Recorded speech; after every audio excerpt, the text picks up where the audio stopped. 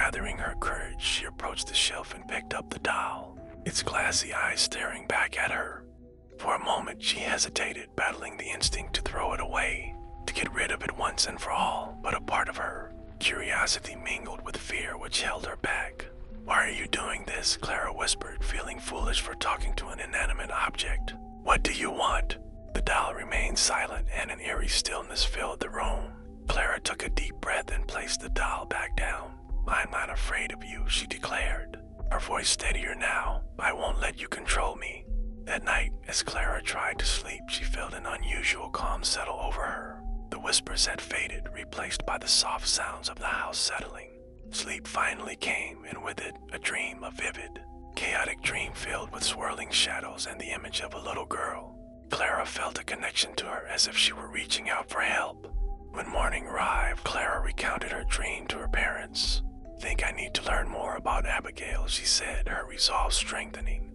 "Maybe if I understand her story, I can help her." Together, the Thompsons delved into the town's archives, uncovering more about Abigail's life. They learned that she had loved the doll dearly, seeing it as a companion.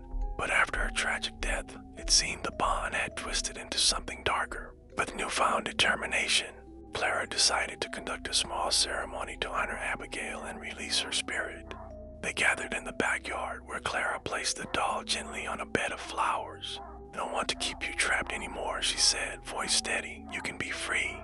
As the family lit a small candle and said a few words of farewell, Clara felt a shift in the air. As the soft glow of the candle flickered during the ceremony, Clara felt a wave of hope wash over her.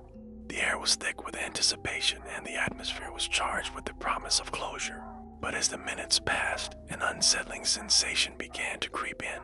The light round the doll seemed to dim, and shadows lengthened unnaturally, curling around Clara like tendrils reaching out for something lost. Days turned into weeks, and while Clara initially believed the ceremony had brought an end to the haunting presence of Abigail, it soon became evident that something was amiss. At first, her behavior was subtle, a sudden interest in the outdoors, fascination with the insects that crawled across the garden. She would spend hours outside, peering closely at the ground, as if searching for something just out of sight. Then, one afternoon, Clara was found digging furiously in the garden, her fingers caked with dirt and her face streaked with sweat. When her mother asked what she was doing, Clara simply smiled, her eyes distant and unfocused. "Just looking for friends," she replied cryptically, leaving her mother with a sense of foreboding. As weeks wore on, Clara's peculiar habits began to escalate alarmingly. She started bringing home worms and beetles, collecting them in jars and treating them as if they were precious treasures. She would sit for hours watching them with an intensity that was both unsettling and mesmerizing. Her parents exchanged worried glances, uncertain of how to approach the situation. "Clara, honey, why are you keeping bugs?" her father asked one evening, attempting to sound casual while suppressing his concern. "They're special," Clara replied, her voice almost a whisper, filled with an eerie conviction. "They understand me." The change in Clara's demeanor was striking. She grew increasingly withdrawn, her laughter replaced by a haunting silence that filled the home with an air of unease. At times, she would stare at the doll, an unshakable fixation that made her parents uneasy. It was as if a shadow hung over her, darkening her once vibrant personality. One evening, Clara's mother found her in the living room, an empty jar of worms beside her.